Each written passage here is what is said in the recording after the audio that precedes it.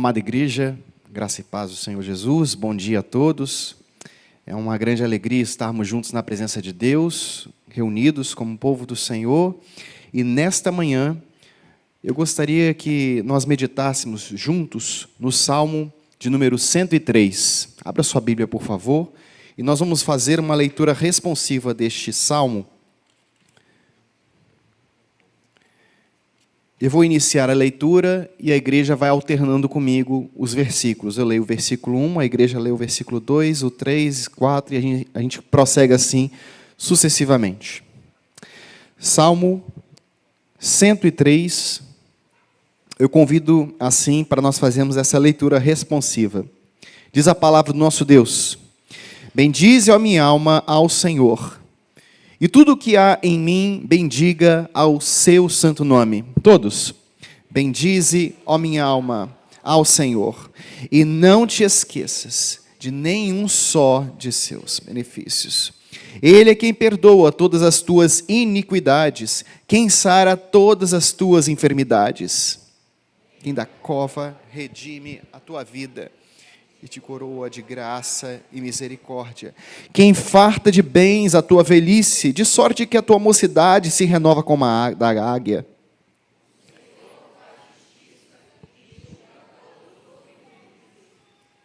Manifestou os seus caminhos a Moisés e os seus feitos aos filhos de Israel.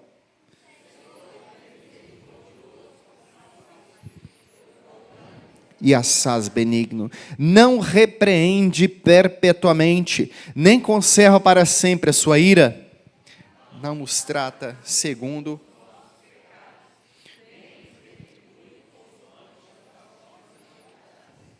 Pois quanto o céu se alteia acima da terra, assim é grande a sua misericórdia para com os que o temem. Dista o oriente do ocidente, assim afasta de nós as nossas transgressões. Como um pai se compadece de seus filhos, assim o Senhor se compadece dos que o temem. Pois Ele conhece. Quanto ao homem, os seus dias são como a relva, como a flor do campo, assim ele floresce. Nela o vento desaparece. Não conhecerá aí em diante o seu lugar. Mas a misericórdia do Senhor é de eternidade a eternidade sobre os que o temem, e a sua justiça sobre os filhos dos filhos, para com os que guardam a sua aliança, e para com os que se lembram dos seus preceitos e os cumprem. Nos céus estabeleceu o Senhor o seu trono, e o seu reino domina sobre tudo. Bendizei ao Senhor todos os seus anjos, valorosos em poder, que executais as suas ordens e lhe obedeceis à palavra. Bendizei ao Senhor todos os seus exércitos, vós, ministros seus, que fazeis a sua vontade, todos juntos. Bendizei ao Senhor, vós, todas as suas obras, em todos os lugares do seu domínio. Bendize, ó minha alma, ao Senhor. Senhor, o teu povo está reunido no domingo do Senhor, neste evento cósmico onde a igreja se reúne em torno da anunciação de uma nova criação que está por vir, da grandiosa salvação que é em Cristo, da copiosa misericórdia de Deus para com o seu povo, porque a tua mão está estendida para nos abençoar. Nesta manhã, permita que possamos meditar neste salmo, na tua palavra, e possamos extrair disto um ensinamento para as nossas vidas. Nos instrui com a doçura do Espírito Santo, em nome de Jesus. Amém. Meus amados irmãos, neste salmo, o profeta, ele nos traz um ensino maravilhoso. Nós estamos no último domingo do ano de 2024 e temos muitos motivos para louvar a Deus.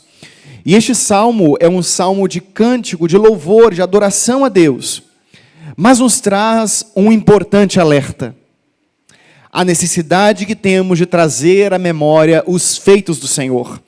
Somos alertados pelo salmista que a ingratidão e a apatia para com as coisas de Deus pode estar mais perto do que imaginamos. Na verdade, reside dentro de nós, em nosso ingrato coração. Nós somos o nosso maior perigo. Quantas vezes Deus nos abençoa, nos perdoa e sepultamos todos esses acontecimentos em nosso coração e não trazemos à memória como deveríamos trazer a grandiosa obra de Deus na nossa vida, os feitos de Deus de maneira intencional, com desejo, com intenção, e traduzir tudo isso em forma de louvor a Deus. Este salmo foi escrito pelo rei Davi. Ele ressalta a grandiosa misericórdia do Senhor para com o seu povo escolhido, o povo da aliança. O motivo de Deus nos perdoar não está em nós mesmos, mas reside em seu próprio caráter, em sua própria e livre vontade para amar e estender a mão ao necessitado. O amor infinito do Pai, que não apenas nos criou, mas nos perdoou, nos redimiu, nos tirou da escravidão. Ao invés de Deus nos punir como Ele deveria fazer, se a sua justiça apenas clamasse das nossas obras, Deus então escolhe nos perdoar, imputando sobre nós uma perfeita e gloriosa justiça, a justiça que emana da cruz do Calvário, a justiça do Filho de Deus, o perfeito homem que eu e você jamais conseguiríamos ser. É por esta justiça que nós estamos de pé. Esta é a justiça que Deus nos salvou, a justiça que nos livra da ira santa de Deus, da ira vindoura. Hoje somos filhos de Deus. E no verso 1 e verso 2 deste salmo, você pode observar que só Deus pode restaurar o fervor espiritual do seu povo. O profeta estimula o povo para exaltar em louvor a Deus, em palavras de gratidão. Neste salmo, nós vemos a ordem que ele dá a si próprio. Bendize, ó minha alma, ao Senhor. E ele não faz isso apenas uma vez. Ele repete a mesma coisa. Bendize, ó minha alma, ao Senhor. Bendize, ó minha alma, ao Senhor. Mas o que isso significa? Você deve se lembrar muito bem que nós temos o costume de ressaltar palavras importantes do texto como? Grifando, marcando. Mas o judeu, para ressaltar e para dar ênfase ao texto, ele repete. Bendize, ó minha alma, ao Senhor. Bendize, ó minha alma, ao Senhor. É a ênfase que Deus está fazendo à sua palavra, por meio da pena descrita do salmista. As ênfases do texto, então, são dadas por meio do instrumento de repetição. Mas o que parece estranho é ele dar ordem a si próprio. É como se eu dissesse: Hudson, lembre-se de fazer isto ou aquilo. É no mínimo estranho você dar ordem para si mesmo e colocar a terceira pessoa, como se você não fizesse parte. Seria mais lógico eu falar, eu tenho que fazer isto ou aquilo, e não usar o meu próprio nome como se eu fosse uma terceira pessoa, longe do meu centro de volição, de vontade, como se eu não pertencesse a meu centro de vontade. Então, é no mínimo curioso e estranho dizer, Hudson, lembre-se de fazer isso e isso, ao invés de eu dizer, eu tenho que lembrar de fazer isto ou aquilo. Mas isso tem uma razão muito peculiar. Pelo poder do Espírito Santo, Deus regenerou o nosso coração, renovando a nossa mente. Em outras palavras, Deus deu vida ao nosso espírito, que estava morto em delitos e pecados, mas ainda que vivificados pelo poder do Espírito Santo, ainda habitamos em um corpo mortal sujeito ao pecado e às mazelas dessa vida. A obra da cruz está completa. Temos a salvação em Cristo Jesus. No entanto, esta bênção da salvação, ela é aplicada ao coração dos eleitos de modo progressivo, para que possamos viver, agora capacitados pelo Espírito Santo, uma nova criatura, vivermos como um novo homem, uma nova criatura por meio da fé. Esta é a forma como Deus revelou e Ele quer que seja assim. A regeneração que temos hoje é o prenúncio de uma regeneração completa e futura de toda a criação, da nova criação. E podemos provar empiricamente, fatidicamente, que a nova criação vai chegar. Porque somos a prova, o testemunho vivo de que Deus regenerou o nosso coração. Ainda que habitemos num corpo mortal, sujeito ao pecado, a regeneração que o Espírito Santo faz em nosso coração é o prenúncio de uma regeneração completa, não somente de todo o nosso corpo, mas de toda a ordem cósmica, de toda a nova criação, do ambiente relacional que Deus criou para seu povo exclusivo. E assim, na nova criação, teremos um novo corpo. Que novo corpo é esse? O novo corpo semelhante ao do Senhor, e veremos Jesus face a face. O profeta sabia que era preciso tomar uma atitude. A insensibilidade para com as coisas de Deus tomava conta do seu coração, e ele precisava de vivificação. O pecado da insensibilidade e da ingratidão pode cometer qualquer pessoa. Nós podemos verificar claramente que este pecado da insensibilidade e da ingratidão, ele normalmente acomete crentes com mais tempo de conversão. Vocês podem observar isso. O novo convertido, tudo é maravilhoso, agora eu sou uma nova vida em Jesus, e aquela coisa toda. Mas às vezes este pecado de ingratidão, de apatia, ou seja, tanto faz, tanto fez, tudo bem, vai dar tudo certo mesmo. Esta insensibilidade para as coisas de Deus acomete principalmente crentes que têm mais tempo de conversão. O tempo vai passando e as coisas de Deus e Deus não é tão interessante assim, se tornam muito comuns na vida da pessoa. Muitas igrejas então procuram preencher este espaço vazio por meio, ao invés de pregar um evangelho genuíno, o estudo bíblico, ele não se torna tão interessante assim. Se torna chato. Aí a igreja vai e começa a preencher a agenda com eventos. Só chamam cantores famosos porque a igreja tem que encher. E para a igreja encher, eu preciso chamar uma pessoa muito famosa. Chama pregadores famosos. Vendem pipoca para você poder comprar pipoca e assistir ao culto, e isso é totalmente antibíblico. Você vem ao culto para servir ao Senhor e servir aos seus irmãos, para a glória de Deus. Ou contratem um pula-pula para as crianças virem ao culto. Sabe por quê? Porque o evangelho genuíno e simples, ele se tornou chato. Precisa de uma coisa a mais. Outras pessoas já vão para a linha da nova coisa. Eu preciso de uma nova revelação, uma nova doutrina, uma coisa que movimente as pessoas. Não, irmãos. Nós não precisamos de nada a não ser a palavra de Deus. Nós precisamos pregar o evangelho genuíno e bíblico. Nós não precisamos de novidade para sermos vivificados. Precisamos do poder de Deus. É disto que a igreja precisa. A igreja não precisa de calendário de eventos. A igreja não precisa de pessoas famosas. A igreja precisa pregar. Pregar o evangelho ao perdido. Para que sejamos o avançar do reino de Deus. A simplicidade do evangelho não pode nos parecer chata, porque se estiver aparecendo, o problema não está no evangelho, o problema está em nós, em nosso coração. Porque avaliamos e temos por pouco as coisas de Deus. E não contente com o estado de apatia que o salmista, o profeta, estava enfrentando, ele clama: bendize, ó minha alma, ao Senhor, bendize, ó minha alma, ao Senhor. Mas não apenas isto. Ele usa uma expressão específica para dizer que não basta apenas eu pronunciar bendize, ó minha alma, ao Senhor, mas ele fala: e tudo quanto há em mim. Esta expressão manifesta, então, as profundezas do ser de uma pessoa. Manifesta as partes mais íntimas do ser de uma pessoa. Então não basta você clamar da boca para fora, ou apenas pensar como se o evangelho fosse meramente um evangelho intelectual. Mas o evangelho de Jesus, ele é intelectual, mas ele transforma os sentimentos, ele desce ao coração, ele manifesta por meio dos santos em obras de misericórdia, em mudança de vida, em sentimentos.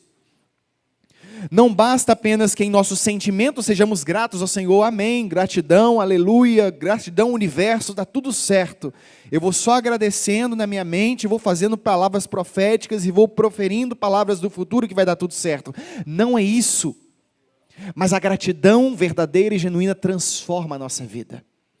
Ela se traduz em sentimentos, e o que é sentimento nos faz humanos. Deus nos fez assim. Nós somos pessoas que têm sentimentos e precisamos manifestar esses sentimentos, mas um sentimento transformado segundo a imagem de Jesus. Não basta apenas compreendermos o motivo de gratidão. Glorificar a Deus é mandamento que espraia efeitos na mente, na cognição, mas também nos nossos sentimentos mais profundos. E isso nos transforma. No verso 2, na parte B, ele fala: não te esqueças de nenhum só de seus benefícios. Olha só, nós estamos falando do rei Davi, talvez um dos maiores, na verdade foi o maior rei de Israel. Deus fez com ele um pacto específico de que o Messias viria da sua linhagem, de um homem segundo o coração de Deus. E ele está falando para si próprio: ó minha alma, não te esqueças. Se ele estava fadado ao esquecimento, o que dirá nós? Não é mesmo? E eu vou fazer uma confissão pública para vocês. Eu não me lembro de todas as vezes, neste ano, que Deus estendeu a mão para me abençoar.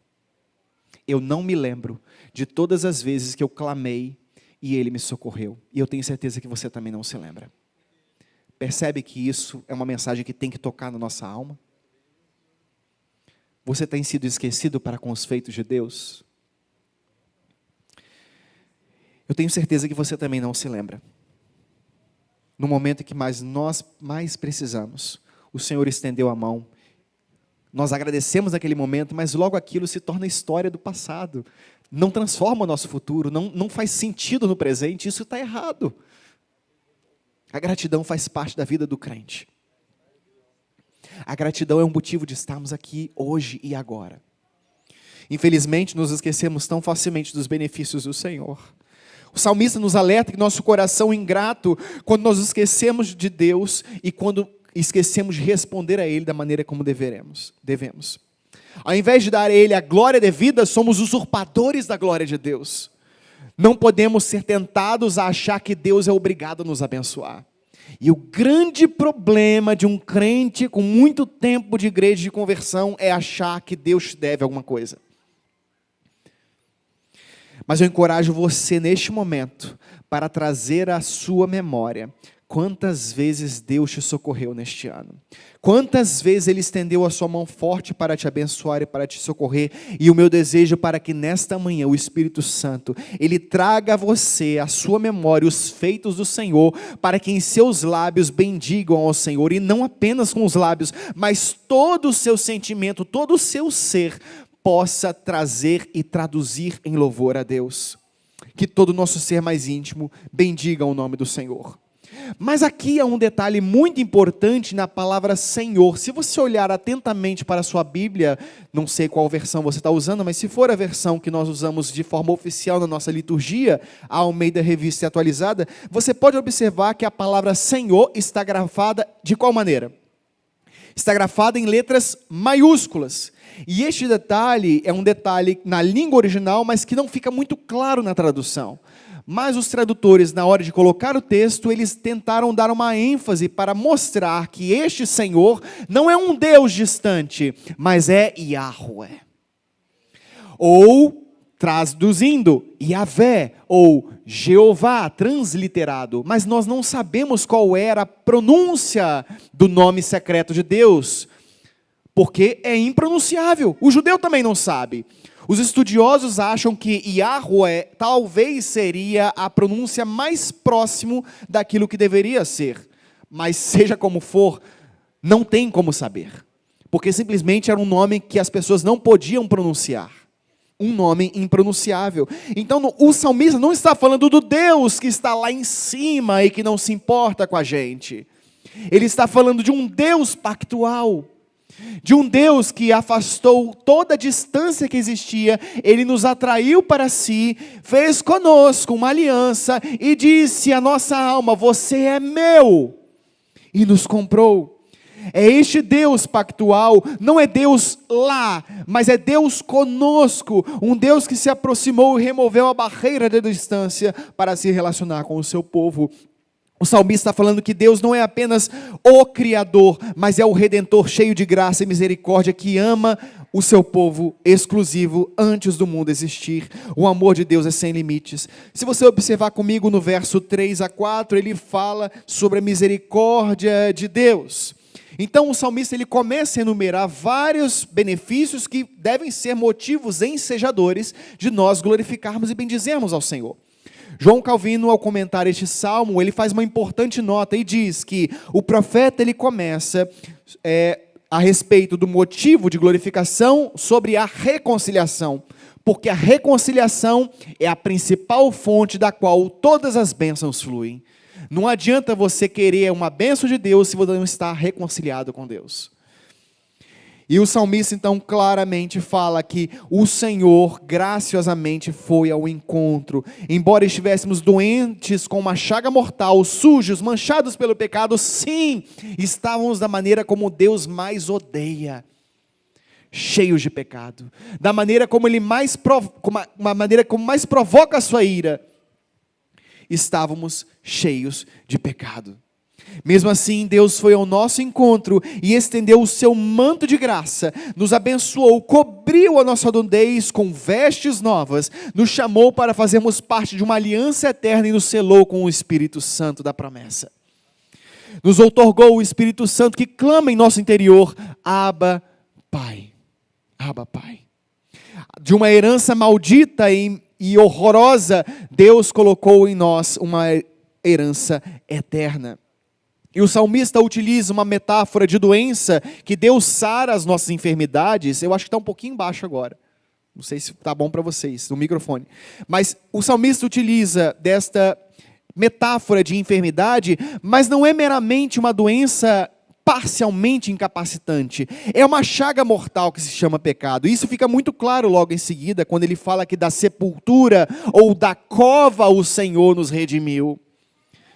Deus nos encontrou num estado mais ou menos aceitável, ou com poucos problemas. Ele nos encontrou do pior estado possível e estendeu a sua mão de misericórdia, quando Ele nos deu vida, enquanto nós estávamos mortos em delitos e pecados, como Paulo escreve aos Efésios, no capítulo 2. O motivo de Deus nos perdoar não está em nós mesmos, mas está em seu amor eterno, infinito e misterioso. A questão de que o pecado não é meramente uma enfermidade incapacitante é reforçada logo em seguida, quando ele diz que da cova ele nos redimiu. E isso deve orientar toda a nossa vida cristã, para que possamos viver para a glória de Deus, bendizendo ao Senhor, trazendo sempre à memória a grandiosa misericórdia de Deus em nos estender a mão. E um dos piores problemas da vida cristã é quando o crente se sente credor do Senhor. As piores coisas. A pessoa está na igreja, mas ela acha que ela é credora de Deus.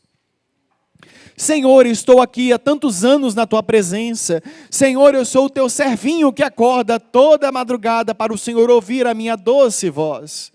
Senhor, eu sou o teu servinho que faz jejuns prolongados e etc.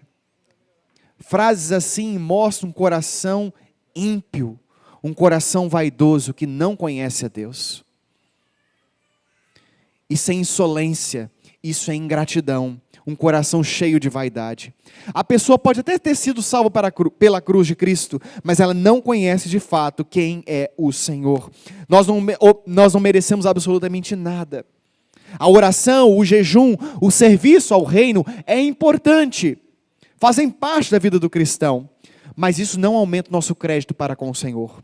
Ou não nos faz merecedores de absolutamente nada. Se fazemos o que fazemos, fazemos pelo poder do Espírito Santo, e toda a glória pertence ao Senhor e não a nós mesmos. No verso 6 ao verso 9, nós podemos observar claramente que ele fala que o Senhor é reto, justo e misericordioso. E uma das grandes tensões da Bíblia é a respeito de como pode um Deus que é plenamente justo, ele simplesmente perdoar pecadores. Porque se ele é justo, ele precisa punir. E como ele precisa punir se ele está salvando? Mas a Bíblia mesmo, ela resolve essa tensão. Ela fala que Deus, ele cumpre a sua palavra e pune os pecadores e vai puni-los no grande dia do Senhor. Mas Deus se revela ao mesmo tempo como justo e justificador. Justo e misericordioso para com o seu povo. É da própria natureza de Deus. E para isso, para que nós possamos compreender isso, precisamos lembrar que Deus está narrando uma grandiosa história de redenção, de Gênesis a Apocalipse, e ao longo de toda a história, Ele está salvando pessoas e as justificando. Pelos méritos de quem? Pelos méritos do nosso Salvador Jesus Cristo. E o salmista no verso 9, ele fala que o Senhor manifestou os seus caminhos a Moisés. Por que tem Moisés aqui? Por que o salmista está falando que nós devemos bendizer ao Senhor? Porque Ele nos resgatou das trevas, Ele nos resgatou da cova, da sepultura, e manifestou os seus caminhos a Moisés. Ora, o povo de Deus estava escravizado no Egito. E com a mão forte e poderosa, Deus liberta o seu povo das garras de Faraó, um homem mais poderoso do mundo daquela época. O povo não conhecia quem era Yahweh, mas o povo talvez só sabia de alguma coisa distante, que Ele era o Deus dos patriarcas. Mas foi no deserto que Deus manifestou o seu grandioso poder e revelou quem Ele era. Foi no deserto que Deus revelou Gênesis. Eu sou o Deus Criador que salvou vocês da terra do Egito. Foi lá no deserto, é depois de terem sido salvos que Deus começou a falar quem Ele é. Isso mostra a graça de Deus.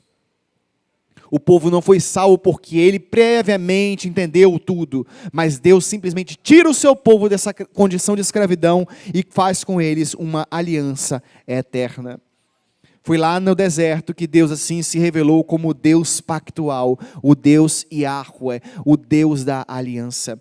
E Deus executa a sua justiça contra os ímpios, mas mostra graça e misericórdia para com os oprimidos. Quem são os oprimidos? O seu povo. Aqueles que foram justificados pelos méritos de Cristo Jesus. Éramos filhos das trevas e hoje somos filhos da luz. E Deus executará o juízo final contra os ímpios, aqueles que oprimiram o seu povo ao longo de toda a história. E de fato, no verso 10, olha só comigo o que diz: não nos trata segundo os nossos pecados, nem nos retribui consoante as nossas iniquidades. O profeta nos lembra que Deus não nos trata realmente como nós merecíamos ser tratados. Vocês já pararam para pensar como a nossa vida é frágil? Hoje estamos bem, mas talvez amanhã não estamos tão bem assim. Nosso coração bate aproximadamente de 50 a 90 vezes por minuto. Imagine se no exato momento em que você está pecando, desonrando a Deus, Deus tirasse a mão dele sobre a sua vida e seu coração parasse de bater e você morresse em seus pecados e delitos. Já pensou se Deus resolvesse nos punir da maneira como de fato nós merecemos? Mas Ele, com muita paciência e longanimidade, Ele aguarda o tempo passar e envia-nos o seu Espírito para restaurar a consciência e arrependimento. Este é o Deus de toda graça, o motivo do nosso louvor. E de fato Deus se ira quando nós pecamos. Mas a sua ira é aplacada pela sua grandiosa misericórdia. Porque o amor dele não é um amor só hoje, é um amor eterno. Antes do mundo existir, ele já nos amava. Mas esse amor eterno tem um vínculo muito forte, e o salmista deixa registrado. Qual é o vínculo? Deus é um Pai. Nós fomos adotados. Criaturas mais indignas de serem amadas, mal cheirosos, sujos, ingratos. Foi desta maneira que o nosso Pai nos encontrou e nos filiou a Ele por meio de Cristo Jesus. Fomos adotados, fomos amados, fomos acolhidos, fomos abraçados por esse Deus. Nós, seus filhos adotivos, estamos definitivamente justificados pelo precioso sangue de Jesus Cristo, o nosso irmão mais velho. O autor aos Hebreus também nos lembra que Jesus Cristo é sacerdote eterno. Sacerdote é aquele que está entre Deus e o povo. E o sacerdote eterno, ele não é apenas Deus, mas é Deus homem. É Deus que sofreu os nossos sofrimentos. É Deus que se encarnou e conhece as nossas fraquezas. E Ele sabe e se compadece da nossa estrutura. E Ele sabe que somos, diz o salmista, pó. Somos como bolha de sabão. Vaidade, vaidade. Hoje existimos, amanhã não mais, talvez. Somos como uma flor bela, mas frágil. Ela nasce, mas sopra o vento, leva a flor e ela já não conhece mais o seu caminho. Assim é a nossa vida. Somos breves, somos pequenos e frágeis. Mas a misericórdia do Senhor, diz o salmista, é de eternidade a eternidade. Ela transcende a barreira do tempo, ela transcende a barreira da nossa fragilidade e nos alcançou e nos acolheu como um Pai amoroso. Nós temos um sacerdote eterno que intercede por nós. Jesus vive, diz o autor aos Hebreus, vive para todos sempre para interceder sobre os santos. E Jesus não apenas intercede por você quando você está feliz, alegre. Ele intercede por você para te restaurar o arrependimento, para te restaurar a gratidão. E o Espírito Santo também intercede por nós com gemidos que não podem ser expressos em palavras, também chamados de gemidos inexprimíveis. Este é o Espírito de Deus. Então, ao invés de nos condenar, tratando como verdadeiramente nós merecemos, Deus nos limpa a consciência, restaura em nós a verdadeira religião, a piedade, o desejo por viver uma vida que glorifique a Ele. Deus não nos trata conforme os nossos pecados, porque estão perdoados mediante a obra da cruz de Cristo. Os santos estão definitivamente justificados em Jesus. Porque assim como o céu está distante da terra, grande é a misericórdia do Senhor. Em outras palavras, é infinita. Aqui o salmista está utilizando instrumentos de comparação. E assim como o Oriente está distante do Ocidente, Deus afasta de nós as nossas iniquidades. Sabe por quê? Porque nós não temos condição de as afastarmos pelos nossos próprios méritos da nossa iniquidade.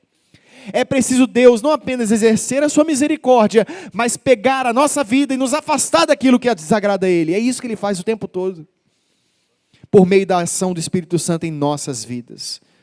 Este é o Deus que nos afasta de nós mesmos, mediante a obra perfeita de Cristo Jesus. Agora vocês observam, os anjos louvam continuamente ao Senhor. Agora, a pergunta que eu faço para vocês é: os anjos foram resgatados? Os anjos pecaram ou são seres santos? São seres santos, que nunca pecaram.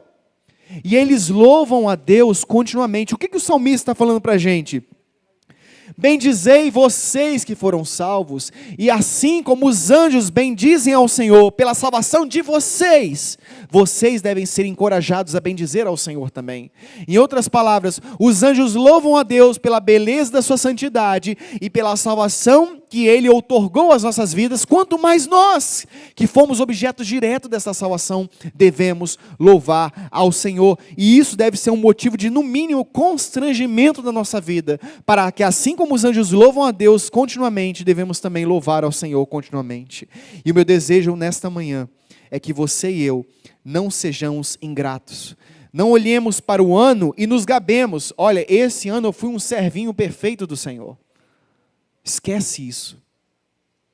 Esse ano você foi resgatado pela graça mais uma vez. Se você fez o que fez, se você fez as obras que você fez, foi porque o Espírito de Deus fez por meio de você. Não nós, mas Cristo através de nós. Tudo que fazemos de bom, de fato, é uma operação do Espírito Santo em nossas vidas. Tudo que de fato fazemos de mal é porque decorre do nosso próprio coração, disse o reformador João Calvino. E essa é uma grandiosa verdade espelhada nas Escrituras. Que você e eu, nesta manhã, possamos ser mais gratos ao Senhor pelo ano que se passou. Não contando os nossos méritos e batendo no peito: eu fiz, eu, mas não. Cristo através de mim. Cristo em mim. Cristo em mim. Senhor, bendizemos o Teu nome. E oramos para que nosso coração possa estar voltado para a gratidão, ao louvor ao Teu nome. Te agradecemos porque o Senhor é fiel, o Senhor nos salvou, o Senhor nos resgatou das trevas e nos trouxe para a Sua gloriosa luz.